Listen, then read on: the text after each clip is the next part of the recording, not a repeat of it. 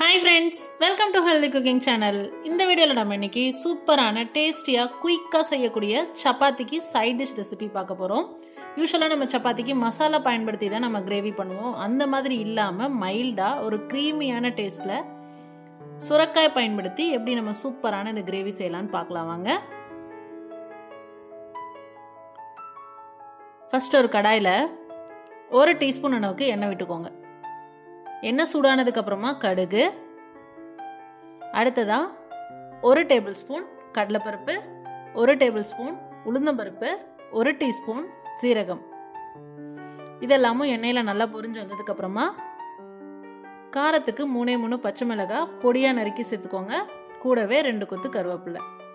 இதெல்லாம் நல்லா வதங்கி வந்ததுக்கு அப்புறமா 1 கைப்பிடி அளவு சின்ன வெங்காயம். சின்ன வெங்காயம் இல்லை அப்படின்னா மீடியம் சைஸ் 1 பெரிய வெங்காயம் சேர்த்துக்கோங்க. அடுத்ததான் நல்லா தோலை சீவிட்டு சின்ன சின்னதாக நறுக்கி வச்சிருக்கக்கூடிய சுரைக்காய் இதில் சேர்த்துக்கோங்க. 1/4 டீஸ்பூன் மஞ்சள் தூள், 3/4 டீஸ்பூன் அளவுக்கு கல்லுப்பு, இது எல்லாத்தையும் சேர்த்து நல்லா கலந்து விட்டுருங்க. இது எல்லாத்துக்கூடயும் சேர்ந்து இந்த காய் நல்லா வதங்கி வரணும். தட்டு போட்டு மூடிட்டு ஸ்டவ் சிம்மில் வச்சுக்கோங்க. 5 நிமிஷம் கழிச்சு ஓப்பன் பண்ணி பாருங்க. காயிலிருந்து தண்ணி விட ஆரம்பிக்கும். சப்போஸ் காய் எதுவும் தண்ணி விடல அப்படின்னா இந்த ஸ்டேஜில் 4 டேபிள் ஸ்பூன் அளவுக்கு தண்ணி விட்டுக்கோங்க. தண்ணி விட்டுட்டு மூடி போட்டு நல்லா வேக விட்டுருங்க. இந்த தண்ணி நல்லா சுண்டி காய் சூப்பராக வெந்து வரணும். பாருங்க, கொஞ்சம் கூட தண்ணி இருக்கக்கூடாது கடாயில். இந்த ஸ்டேஜில் நம்ம ஸ்டவ் ஆஃப் பண்ணிடலாம். இப்போ நம்ம வதக்கி வச்சிருக்கக்கூடிய காய் நல்லா ஆறிடணும்.